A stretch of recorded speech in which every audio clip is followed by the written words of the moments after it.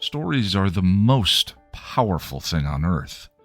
They are literally life and death. Wars are waged based on the story of who is the hero and who is the villain. You are the result of a story your parents told each other, the one-night stand, the soulmate, and friends who became so much more. Life and death. So wouldn't you like to understand them better, these stories? How Story Works, an elegant guide to the craft of storytelling by Lonnie Diane Rich, demystifies stories and helps you understand why you love what you love, why you hate what you hate, and why prologues are almost always a bad idea. How Story Works by Lonnie Diane Rich. Available on Amazon in ebook, audiobook, and paperback form. Get your copy today. Welcome to Still Pretty, a Buffy the Vampire Slayer podcast from Chipperish Media. I'm film scholar and pointless, stupid lump, Noelle LaCroix. And I'm story expert who always has a nice cuppa for Spike, Lonnie Diane Rich. And we are here today to talk about Forever, the 17th episode of Season 5. Forever aired on April 7th, 2001, and was written and directed by Marty Noxon. As anybody who listens to this podcast knows, we are fully spoiled. So if you have not experienced all of Buffy, maybe all of Angel, and possibly some of the comic books, you may want to go ahead and do that and come back. I liked the lady. She was decent. She didn't put on airs. And she never treated me like a freak. So let's go on patrol.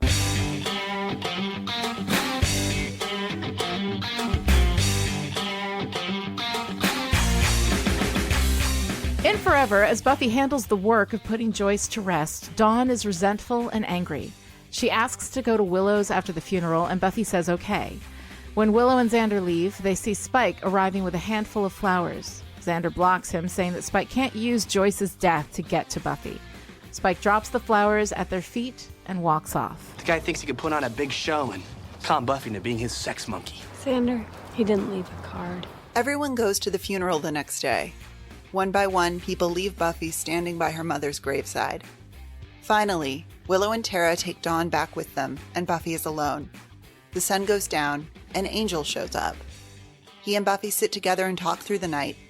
Meanwhile, at Tara and Willow's, Dawn has come to a decision. I want to do a spell. I want to bring Mom back. Willow and Tara try to talk Dawn out of this idea. Resurrection spells are dangerous. Sometimes they go wrong, says Willow. Yes, says Tara, but more than that, they're unethical. Witches don't mess with the natural order of things for selfish reasons. Dawn goes to bed angry, refusing to talk to either of them. At Joyce's gravesite, Buffy and Angel talk and kiss, and then talk some more before he has to go. Meanwhile, Ben runs into Jinx and says something stupid because Ben is the worst and he's got stupid hair. I won't help her find the key. I would never do that to an innocent... An innocent? The key? That's an interesting choice of words. Ben stabs Jinx, but leaves him alive because he's not just bad at personing, he's also bad at murder. At Willow's, Dawn wakes up the next morning still resentful and angry. And as Willow and Tara leave to get breakfast, Willow does a quick spell to shove a particular book a little out of the bookcase for Dawn. Dawn, who is nobody's fool, notices and grabs the book. At the magic box, Dawn helps out and takes a moment to ask Giles where the really dangerous stuff is. Giles tells her, of course, and the second no one's looking, Dawn grabs a book and some ingredients. Later that night, while gathering dirt from her mother's grave, Dawn is surprised when Spike comes up behind her. I know good and well what you're up to, and the book you've got is infamous. Please, don't tell Buffy. I have to get her back. I'm not going to tell, little bit. I'm going to help.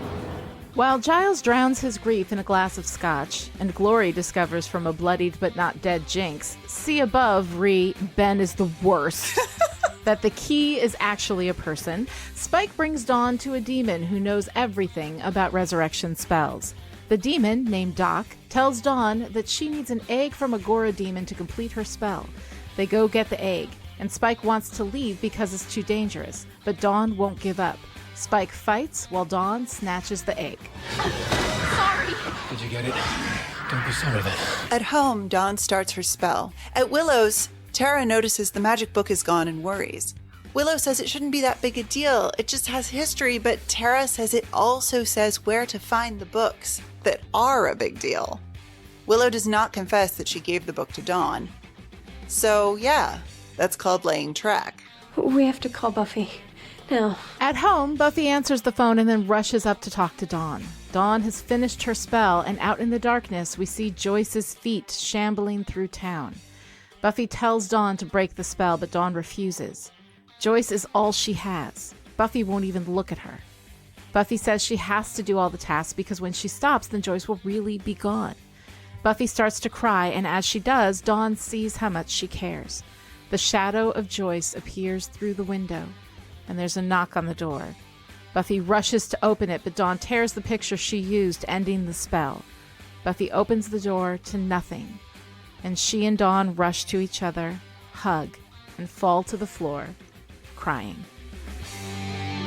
All right, so Noelle. Oh my God, Forever. Forever for me has always been kind of like the disappointing follow-up to The Body. The Body is such an incredible experience, one that I've always enjoyed, but as we did our analysis last time, I enjoyed it even more because there was so much more there than I had originally seen. And I'm feeling the same way about Forever, not to the same extent as The Body. Like, I'm never going to like it as much as The Body, but I would say that on this watch, looking at it critically, it probably, amped up my enjoyment by maybe like 15-20%, which I think is pretty good. Well, that's good. So, that's good. How do you feel about this The episode? Body is such a tough act to follow. Mm-hmm. You can't, especially because you can't do that again. Not just because you can't do that again, but also because, like, we need...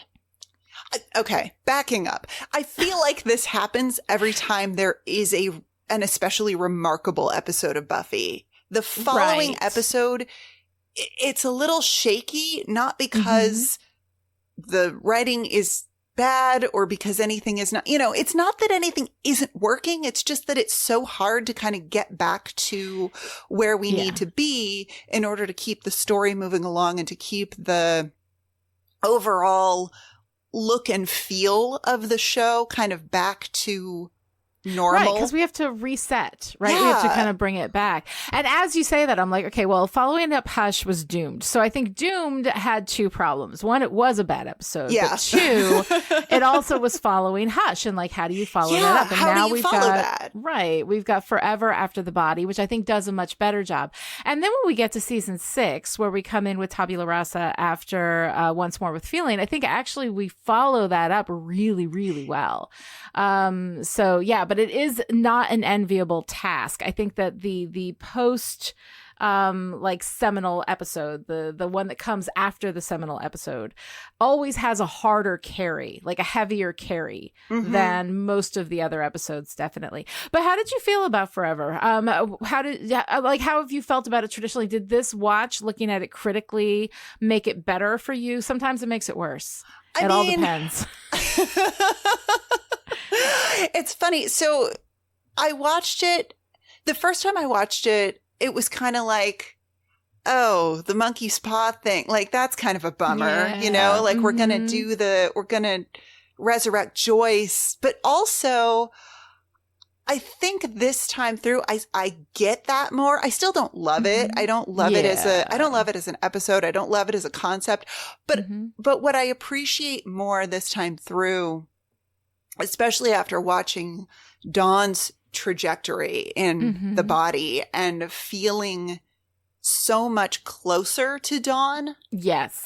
During this watch, I get it more. Like, I understand more where Dawn is coming from. And also, if you live on a hellmouth, I just kind of feel like this would be a thing that would occur to you living on a hellmouth in a way that, obviously, like death fucking sucks. And it fucking sucks in our culture, especially because we don't, IMO, we don't do it very well. We don't really talk about it or prepare people for it in a way that I think would help us, kind of grapple with it as a collective. But that, like, that sensation or that desire for, okay, this person who has died, like, They really just need to come through the door right now. Like, that would make this better. Right. I think when you live on a Hellmouth and you have access to magical people who can, like... Well, yeah, if you had access to the power, you know, and I like that moment, too, with Doc, you know, where he's like, I can give you something that'll help with the grief, right? I love that. Grief. Because it's the grief that makes this so unbearable. Like, grief is the, out of all of the emotions, it is the one that I personally hate the most, that I struggle with the most. Grief is gutting. Like it cuts through you in a way that, like, I don't think any other experience really does. And it is so difficult to live with that grief. So the Doc's option of, hey, maybe instead of doing this incredibly dangerous thing that could go so bad, how about I give you something, you know, take the edge off the grief, right? Yeah. But that's not enough for Dawn. That's not acceptable for Dawn. You know, she needs her mother back, which I find really interesting, like, as a concept. Like, I really did on this. I've never liked this episode. On this watch, I actually enjoyed it a lot more, I think, because I had much greater sympathy for Dawn, and I like her a lot more in this episode than I have previously.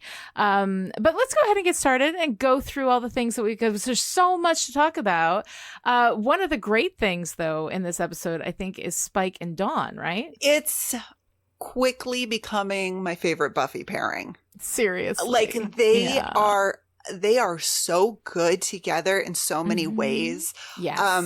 I love the way in which they both exist outside of the core group. Absolutely. I love that the two of them together highlight where they differ from their prescribed narrative roles. So, like, yes, Dawn, as we've established, isn't easily unsettled or grossed out. I mean, she actively enjoys Spike's tales of, you know, murder and mayhem. And Spike, of course, as we've talked about at length on this podcast, is a vampire motivated by some sort of twisted caring and empathy. Like, he really seems to actually give an actual shit about Dawn and her well-being, which is it's just so great. I love the way he manages to come across in this episode and in others as protective of Dawn without patronizing. Like, he's not, he's not like the all-knowing vampire who's going to, like, patronize her and talk down to her and belittle her. He's, like, genuinely does not want to see her do something regrettable. And Dawn here is so sad and so desperate, but she never seems weak. Right. At least to me. I don't read her as, like, frail in any way. She's badass. This kid is fucking badass. It's a tough needle to thread, and I think Marty Noxon does it really well. I think she really does. I think she does. And I love this when you're talking about Spike, because I think that Spike is the absolute expression of ride or die, right? Like, he will both ride and die. He will both ride and die. He is good. Like, he is not concerned with whether it's right or wrong. When it comes to Dawn, if there's something that Dawn needs, he will make sure that she has it. And we have this moment too with Spike where he shows up with the flowers, right? And Xander's like, you know, Joyce is not your path to Buffy, you know? Yeah. I don't think that Spike ever saw Joyce as his path to Buffy. I don't think he ever sees Dawn as his path to Buffy. We have this whole thing in this exchange where he's like, Buffy never hears about this. Yeah. Like, Buffy will kill me immediately. Like, he knows that helping Dawn with this is exactly the thing that Buffy wouldn't want. So it's not about Buffy. It's not about his love for Buffy, but he loves all of these women. I just can't stand to see a Summers woman take it so hard on the chin is all, right? Yeah. He loves Dawn, he loves Joyce, and he loves Buffy all in different ways, but it's not about Buffy.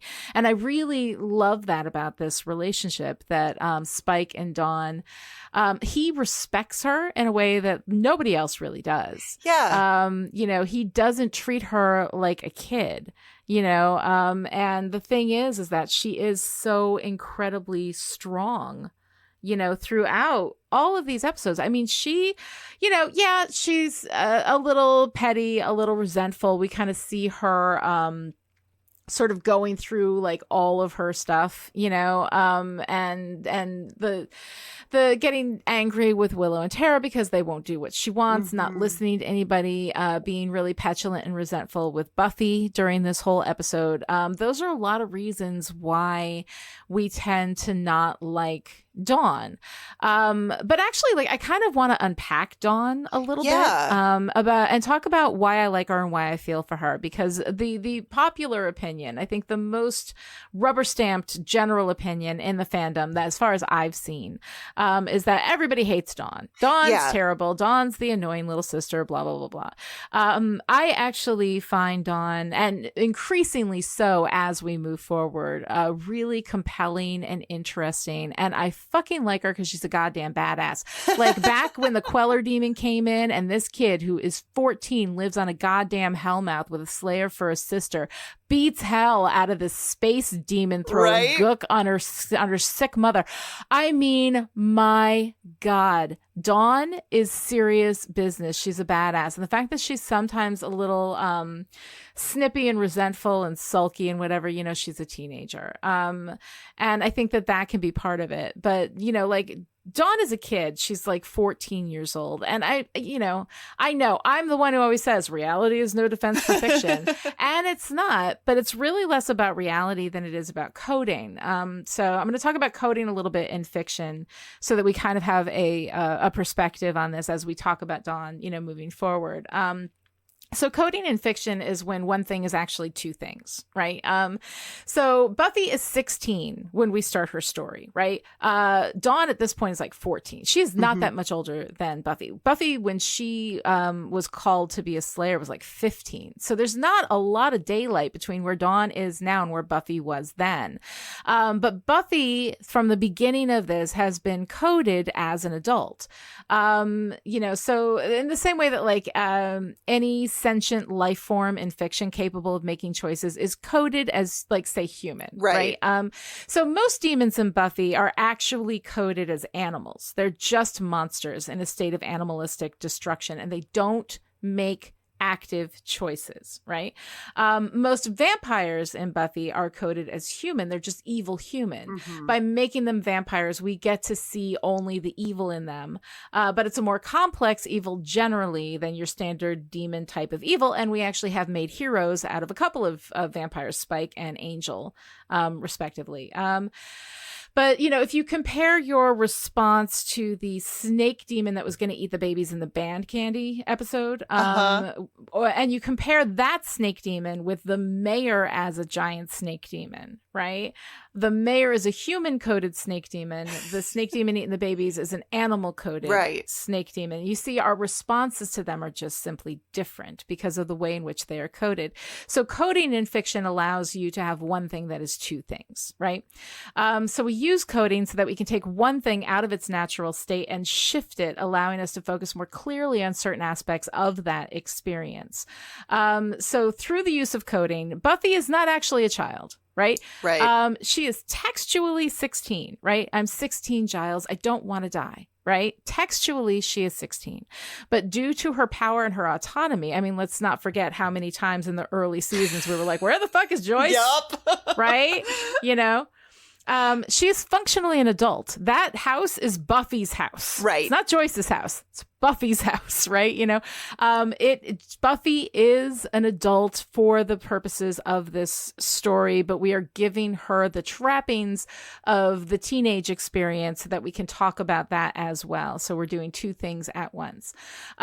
So anything, we have the same thing with the coding for Angel, right? He's textually 240 something years old, but he's coded much younger.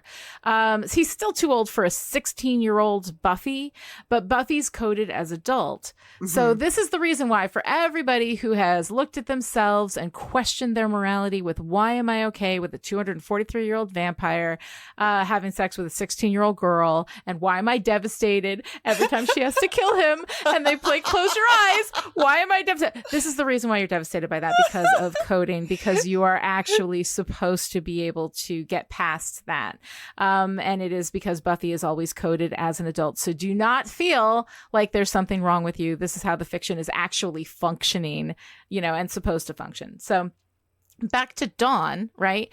Dawn is never coded as an adult. She is a child, and she's even actually coded younger in the early episodes. She comes off as like 11 or 12 instead of 14 or 15. So Dawn, even in her mid-teenage years, 14, 15, whatever she is now, while she's textually close in age to Buffy, she is still a child, and close in age to the age that Buffy was when we started and Buffy was an adult. She is still a child. She is coded as a child. And as a child, these characters are given more leeway to misbehave, to make mistakes, to throw petty little tantrums, that kind of thing. When she grows up, makes hard choices, does the adult thing, it's impressive, whereas for an adult, that behavior would just be expected.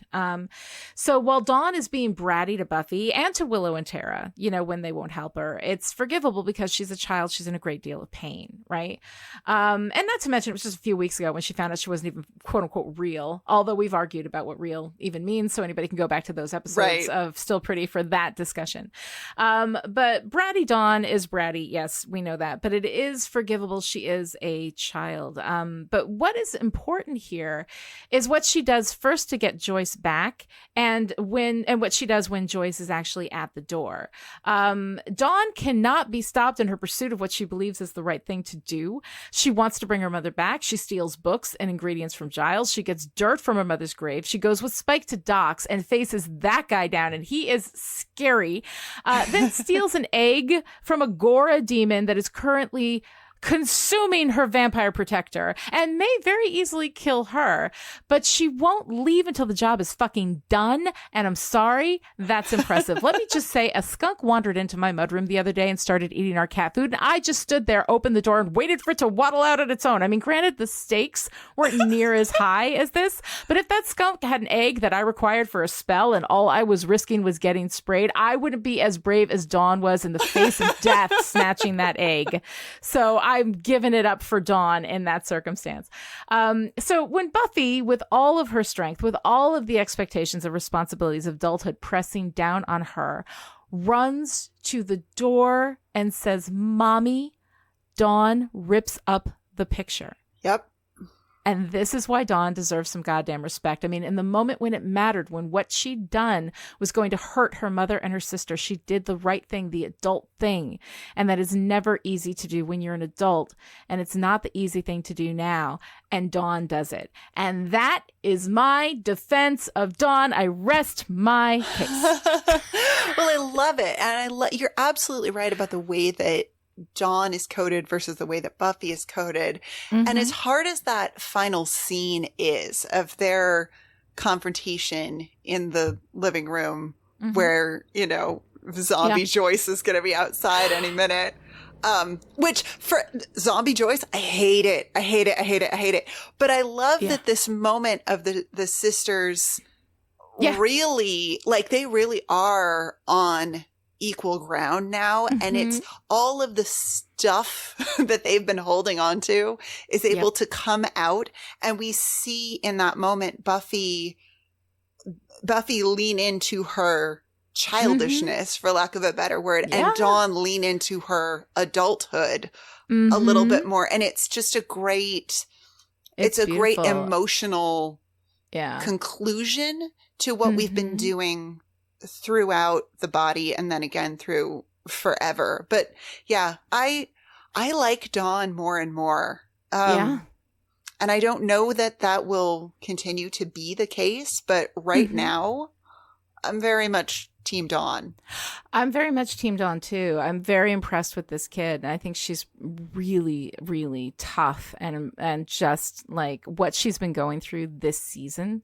Everything that's been happening to her, how she's been handling it, how she's been processing it, shows a tremendous store of strength and resilience and courage that I think is a big deal in a kid that age and in that character. And I actually really, really like her and respect her. Even in, an episode in which she appears to be just, 99% pissy. Well, yeah. There's something to her sneaking around too. Like when she's like, oh, Willow told me that some of the books are dangerous. I'm like, the mom part of me is like, Dawn. And the was once a quasi sneaky teenager part of me is like, yeah, that was slick, right? Like she's gonna figure out where those things are that she needs and get them. And it is crafty. It is clever. It is teenage sneakiness in a way that I don't totally approve of, but definitely identify with. And I love it. I'm like, this is... It's resourceful. Yeah, she's good. That is some, like, she is a sneaky little bugger, and I kind of got to give it up for her. I dig it. Yeah. I like it. But, oh God, Tara and Willow. Oh my Speaking of people I love, I mean, loud awooga noises, right? Like, is it just me, or is this where we start raising the red flags? Like, oh no, we're laying track. Like we are hard laying track right now. Here we go.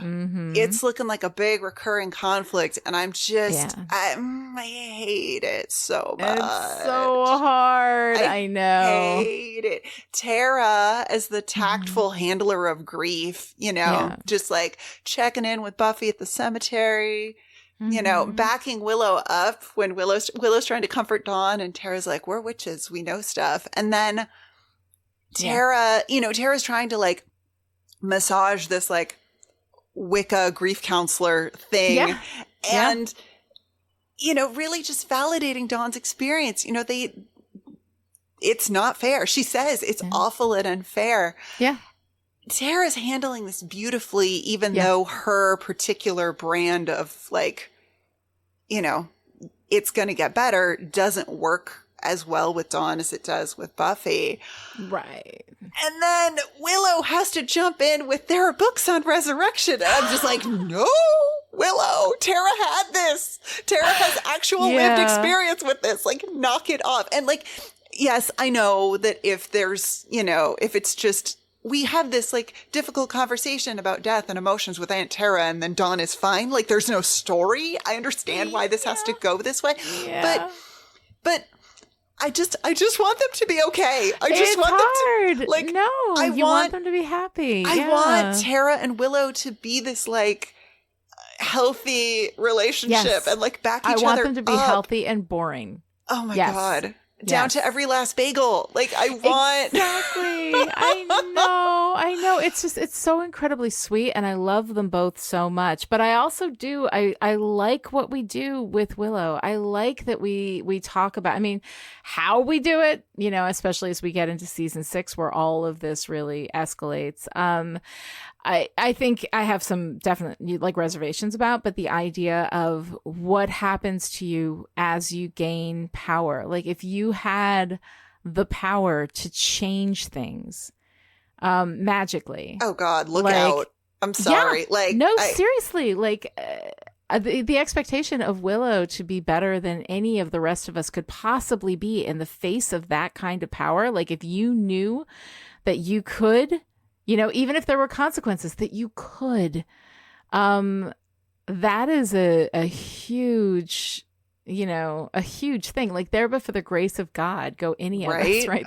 There, but for the corruptive element of power, go any of us. That if we had the power to make the world the way that we saw fit, how would we live in the world the way that it is? right? With great power comes great responsibility. There's a whole bunch of really, really interesting philosophical questions surrounding that. I love that we use Willow to ask those questions because Willow is such a beloved character. At the same time, I'm with you. Boring and happy. I'm like, could they just like have a conversation and like not have to lie to each other? And like, she keeps it secret. She knows she's ashamed. She knows it's wrong, or she knows that Tara at any rate would not approve. Mm-hmm.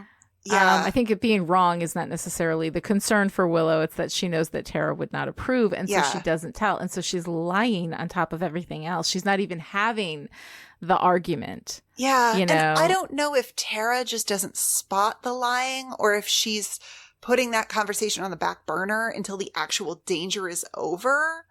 But the whole thing is such a bummer. Yeah. The whole thing is it is. I do not like it. It's really hard. It's so heartbreaking because, God, we love these two. And last week, right, we got our first sweet, wonderful lesbian kiss. It was beautiful.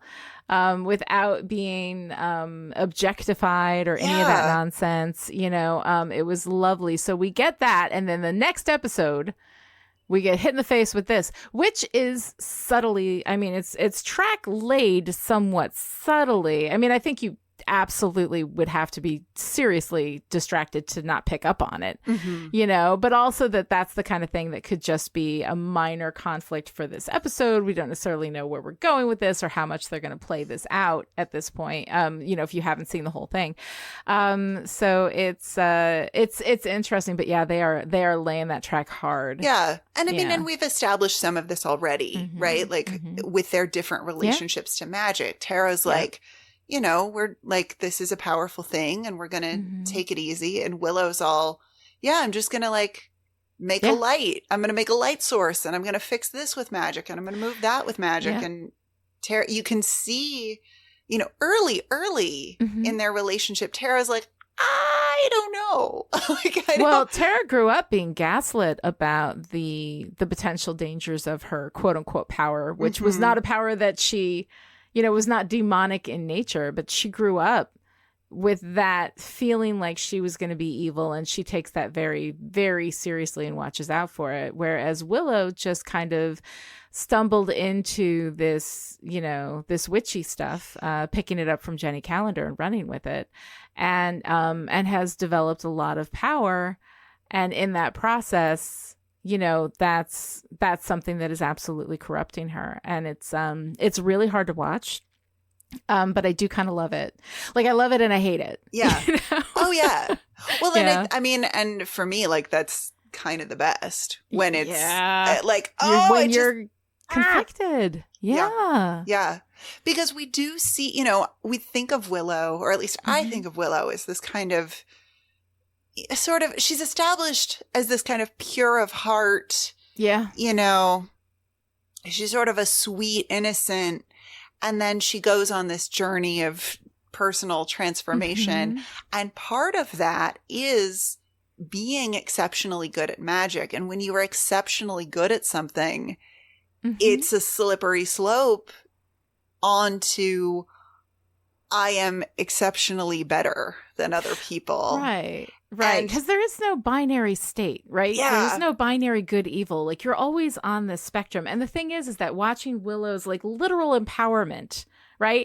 As she goes through this whole process of being kind of like this, it's, pardon me for this, willowy, wayfish sort of background wallflower type of person, right? And then she gradually goes through this process of becoming, right? Which is a huge theme for Buffy, is the process of becoming what it is that you are, right? We ride that as a theme through all of Buffy, all the way to cookie dough at the end, right? We ride that hard, this process of becoming. What is that, and that is a growth story. That is a coming of age story, is becoming. Right. So here we have Willow slowly becoming what it is that she's going to be. And she is at her core like a good person. Like, we have grown to love her and appreciate her. And she has often been the voice of wisdom, you know?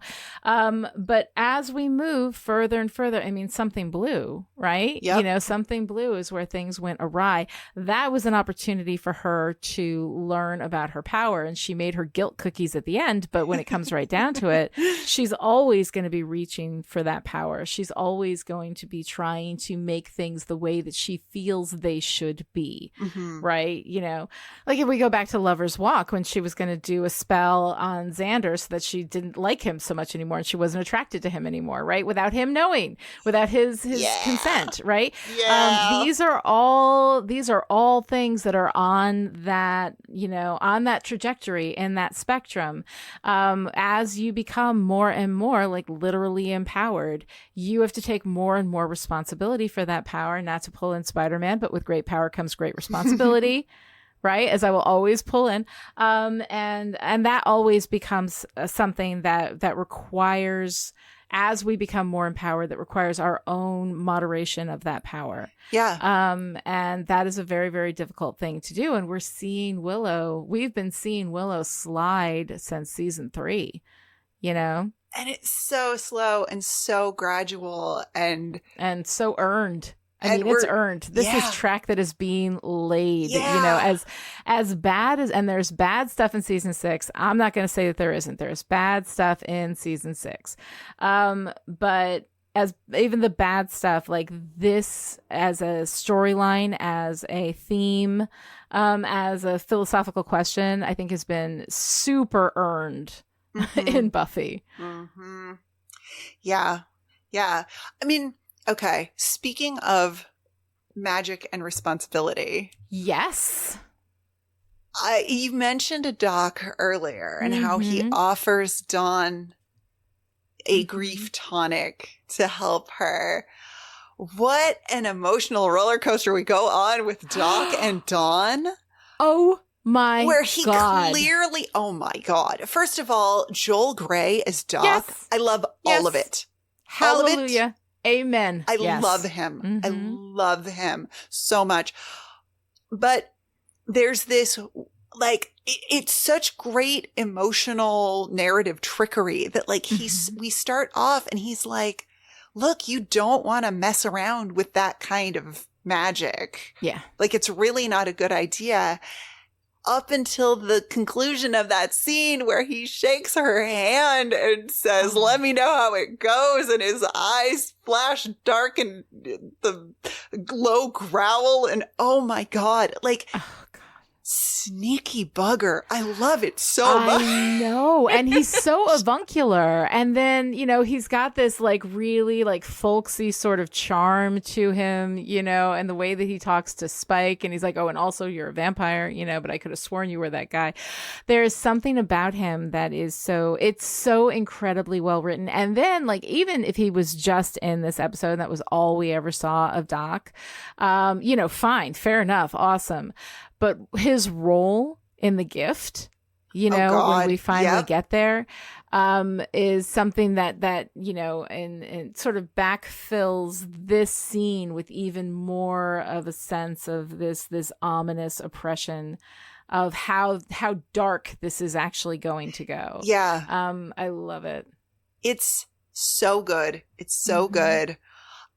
I do wish that the music, the non-diegetic music in this scene was not there or was more subtle though, because there's some serious, like, something bad is about to happen music playing. Yes. And I just would like, just pump the brakes a little bit, guys, because that moment where, you know, we've seen his tail and John is like, oh, holy shit. And Spike is like, shrug, you know, because of course.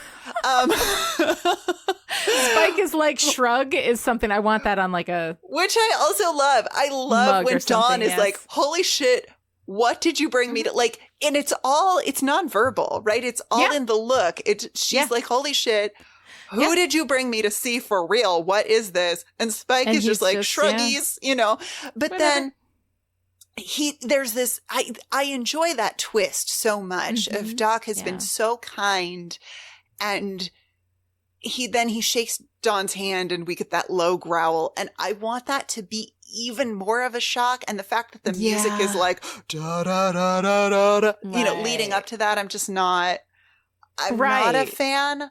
Because the music does definitely, you know, foreshadow that this is not as, you know, sweet and avuncular as it may appear, you know? Yeah. Because, I mean, naturally, right? It couldn't be. This dude is going to help you, like, raise the for dead. Free, right? Says no cost. Just let me know how it goes. Just right? let me know how it goes. Yeah. That's a.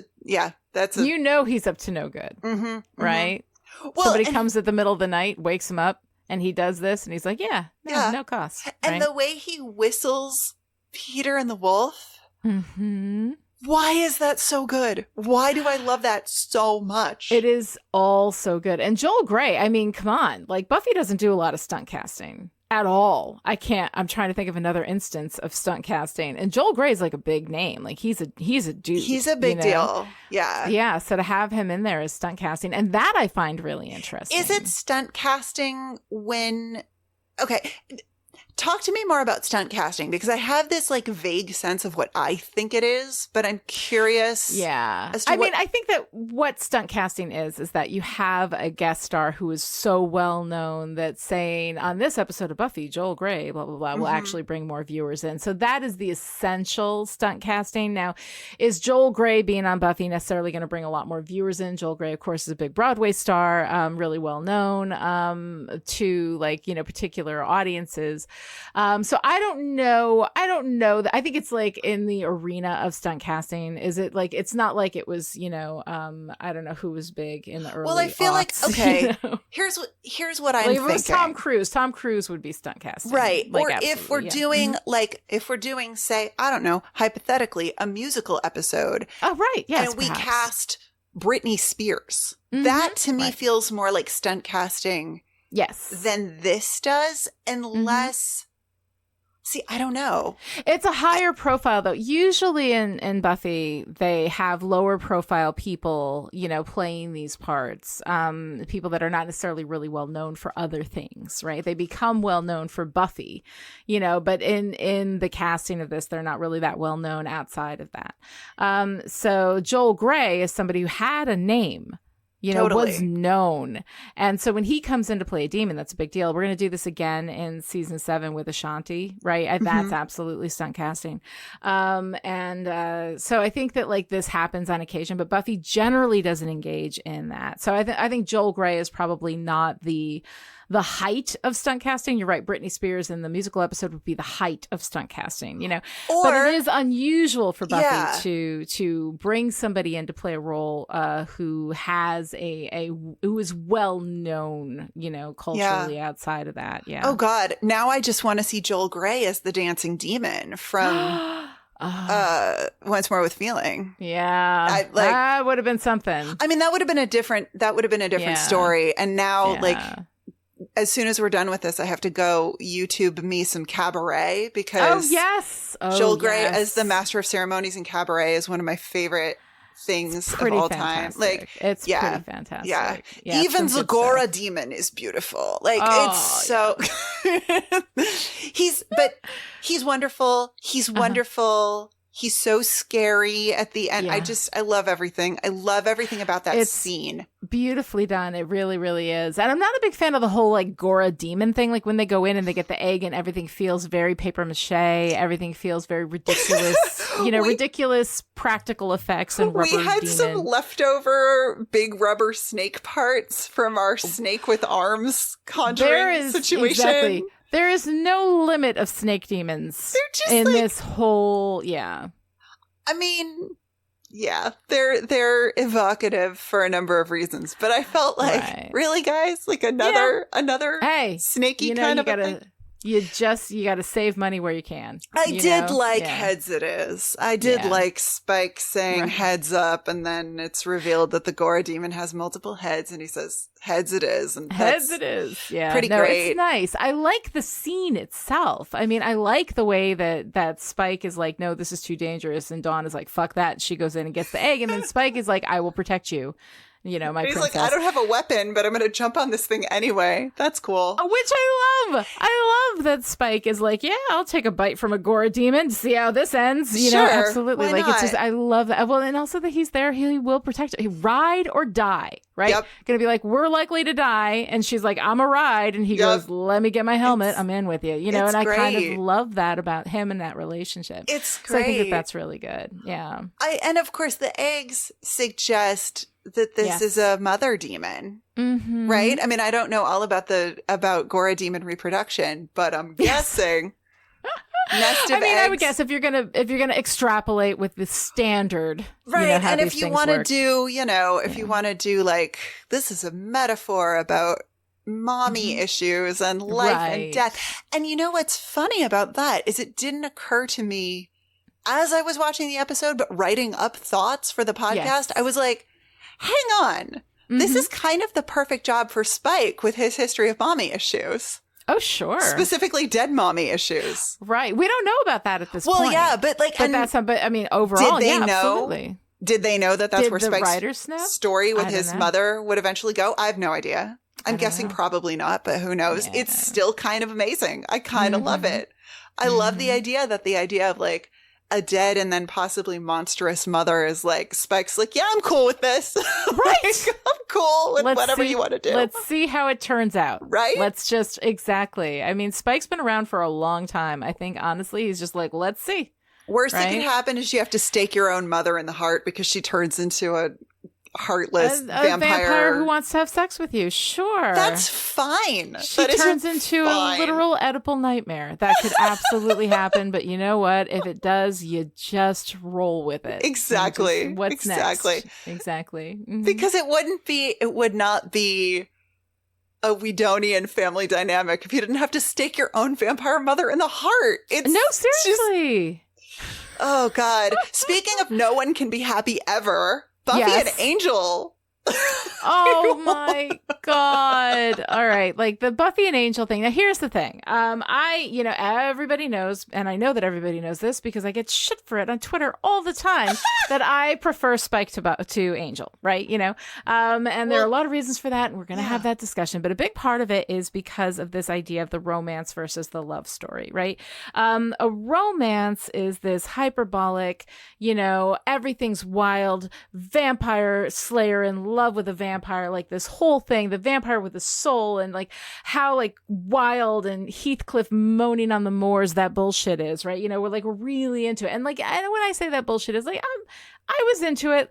Y'all can go back and listen to season 1, season 2. Yes, I was into the whole like wild romance of Buffy and Angel. Like I enjoyed that, right? But there's a difference between a romance and a love story. And I do think that Buffy and Angel are also a love story, but a lot of it is this hyperbolic, wild romance kind of thing that is unsustainable, right? The love story is the thing that you want. The love story, like I started out as a novelist writing romances. And the thing that I didn't realize as I was writing romances is that I actually don't care for the central concept behind a romance, which is that it's all about the attainment, right? It's about the attainment. They have sex.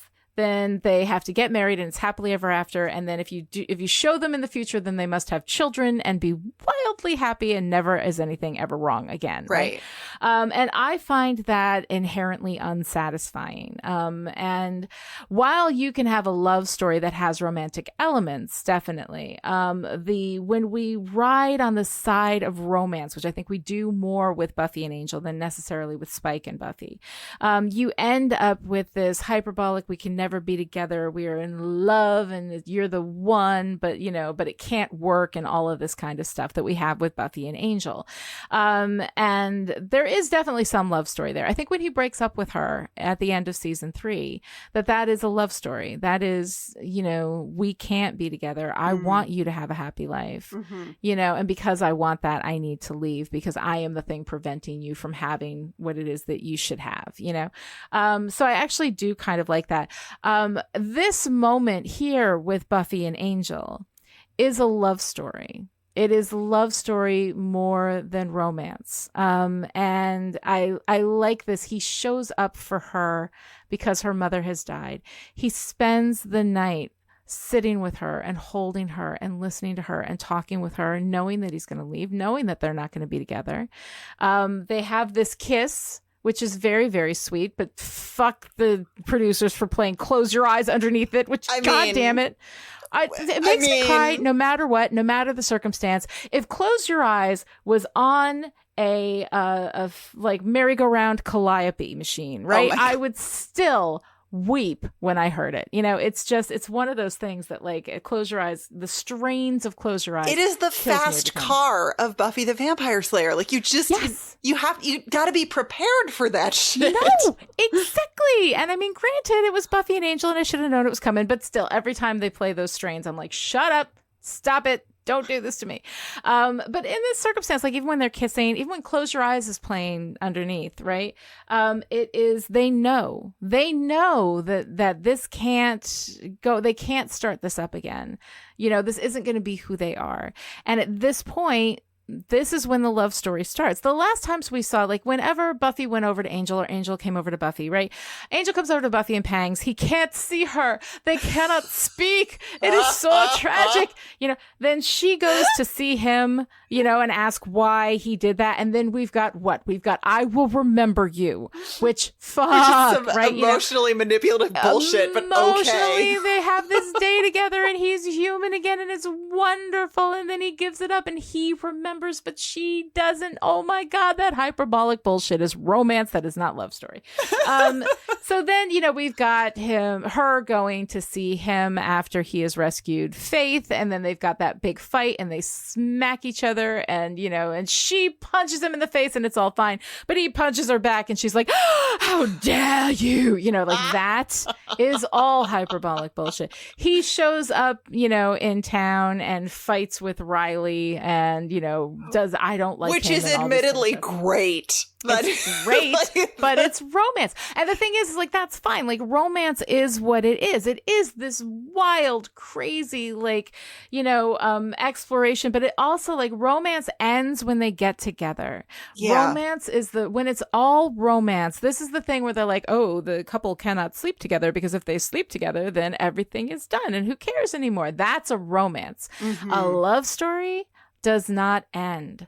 A love story continues throughout. And you can combine a love story and a romance, which we do with Buffy and Angel a little bit, but it is always more romance. You can combine a love story with a romance, which we do a little with Spike and Buffy towards season 6 and season 7. But it's always more of a love story because the thing with Spike and Buffy is that they're always honest with each other. They always know each other very deeply. They understand each other in ways that nobody understands either one of them. And they are always connected in that way. Whereas Buffy would lie to Angel to protect him, and to save his tender, fragile vampire boy feelings, right? Oh my God.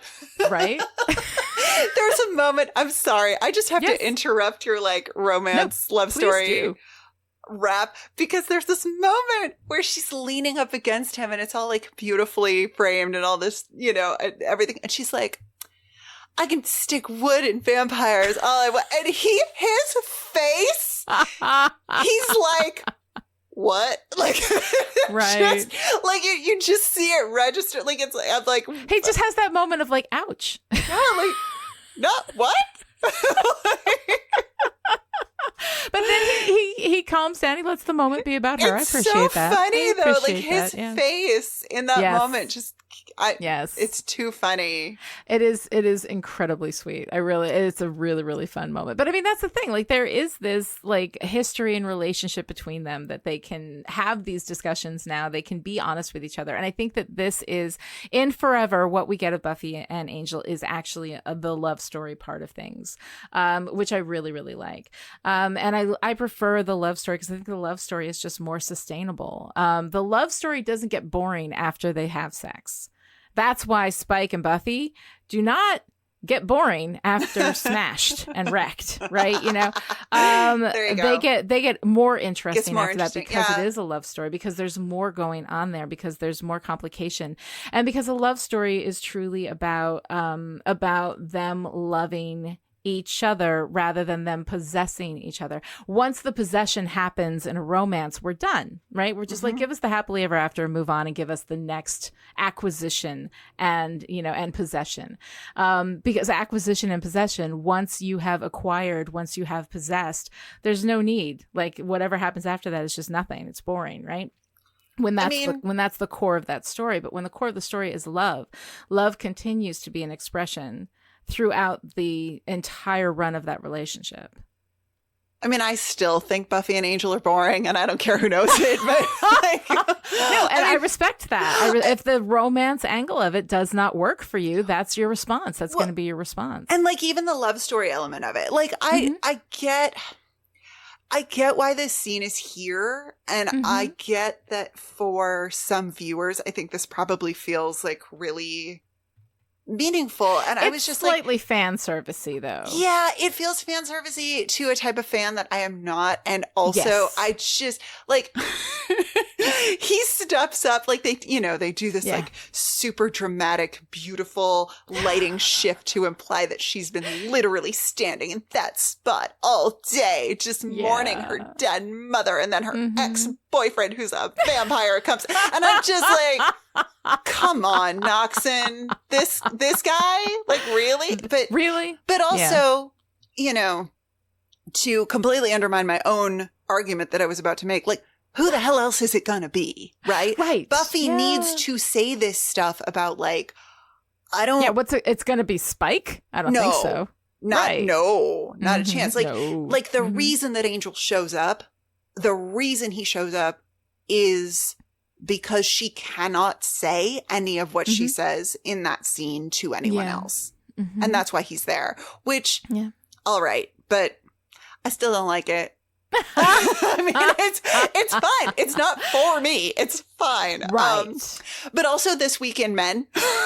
This Week in Men. This Week in Men. Gosh, this is my favorite thing. I love when you bring this in. Go. Well, no, I mean, you put this, so you put this heading in our notes, and I just cracked up when I saw it, because the heading just says, Ben sucks. And I'm like, yeah, he really does. Like, he's not getting any less shitty as we go along, which... No, Ben's super fucking bummer. Sucks. I like the idea of Ben so much. Yes. But he's terrible. I like the idea of Ben being internally conflicted, knowing that his other half is evil and actually trying to stop it. But what Ben is the worst form of coward. And there are a million reasons why Ben is terrible. And trust me, we will hit on them all in the course of this season.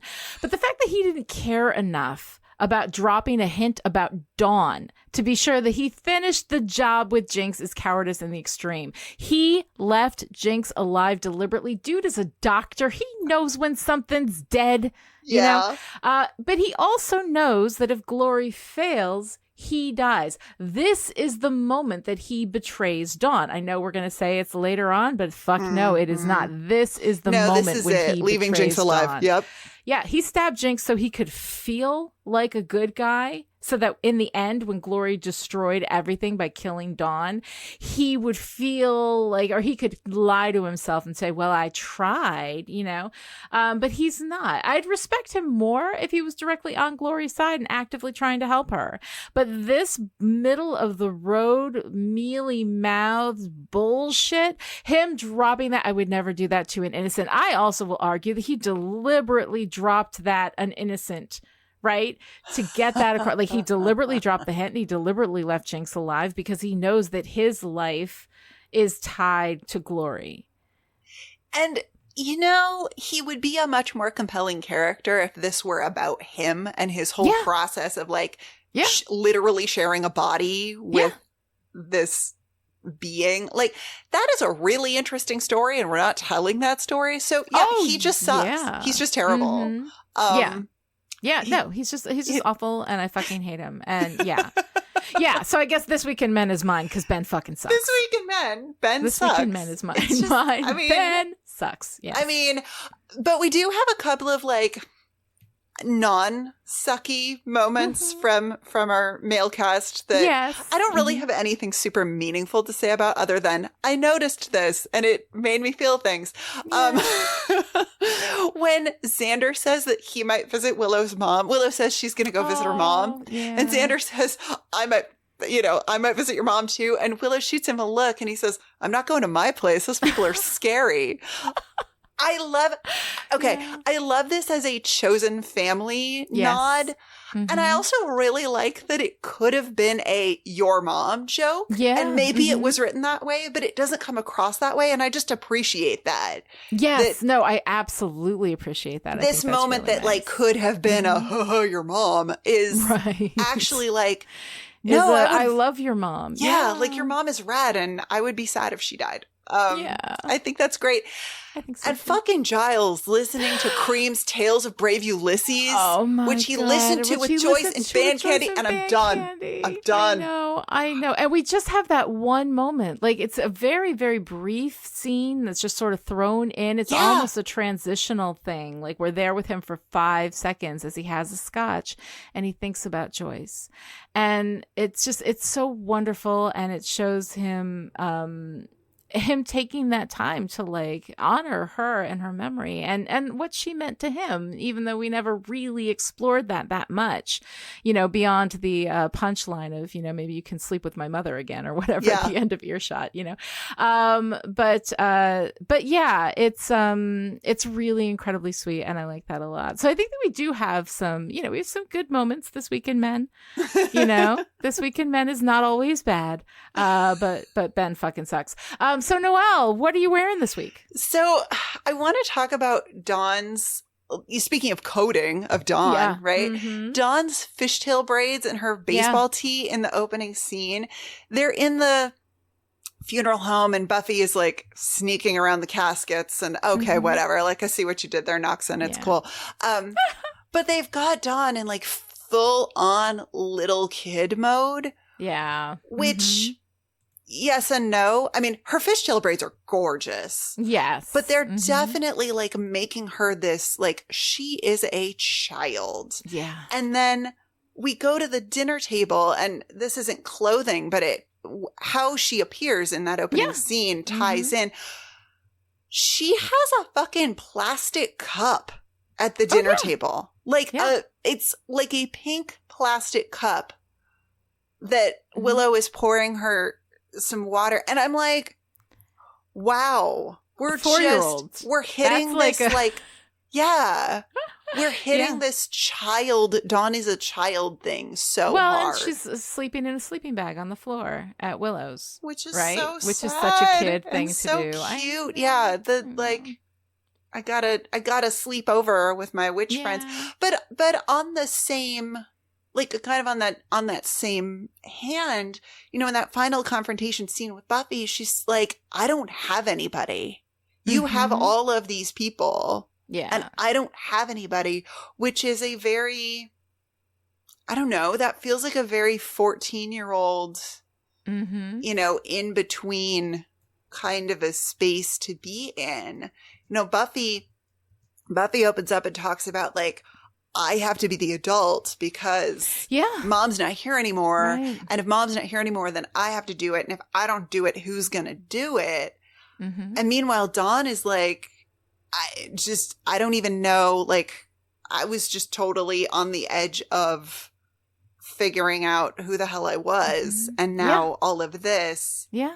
And it's a, I don't know. It's an interesting child adult dynamic, but they're hitting the Dawn as a little kid thing really, really hard. They are hitting that really, really hard. And that is very deliberate. I mean, it's obviously something that they're very deliberately trying to do, is show that Dawn is still a child. And it's always really interesting to me when I think about how textually close she is to the age that Buffy was when she was called and Buffy was no longer a child, I find that really, really interesting. And I think that it's an interesting dichotomy of bringing out both the childishness in Dawn and her adultness. Like this transition into adulthood that happens when you have to do things you don't want to do, which is kind of the main definition, I guess, of adulthood. But and that brings us into our girl power moment of the week really nicely, I think. Yes, it does. Oh, not with a girl power bit. Yeah. Dawn ripping up that picture of Joyce. Mm-hmm. I mean, the moment when Buffy runs to the door and says, Mommy, and we do have that flip, right? Dawn is the kid throughout this whole thing. And then at the end, we flip, and for a moment, Buffy's a child. Mommy, right? And then Dawn rips up that paper and does what has to be done, even though it's painful, even though she wants nothing more than to see her mother. She rips it up. And that is such an adult moment. That is such an empowering moment for her. I love it. I think this is a great episode for Dawn. I really do. Yeah. I really do. All right. So, Noelle, what's your favorite part? Oh, I've talked about it a bunch already, but it's Doc's eyes shifting and that low growl as he says, keep in touch. All right. I love it. I love it. I love it. I love it. I love it. Good stuff. What about you? What's your favorite part? Spike, ride or die Spike with Dawn, this is dangerous. Are we doing it? We're doing it. Okay, fine. Let's do it. He is just absolutely not going to let her go through that alone. He's going to make sure that she is as safe as she can be, while it never occurs to him to say, hey, maybe you just should do it. Yeah. Ride or die. I love it.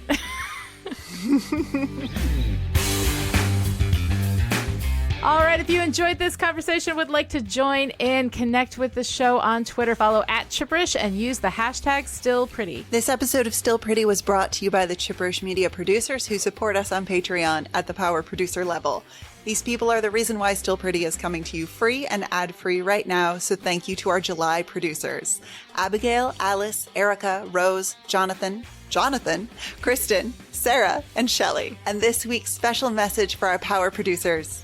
Keep in touch. To find out how you too can support Chipperish Media, visit patreon.com/Chipperish. Other ways to show your support: write a great review on Apple Podcasts, tell your friends about the show, or breathe. You're turning colors. We will be back next time with Intervention, the 18th episode of Season 5. Until then, I want to hear the whole story again without all that annoying moaning.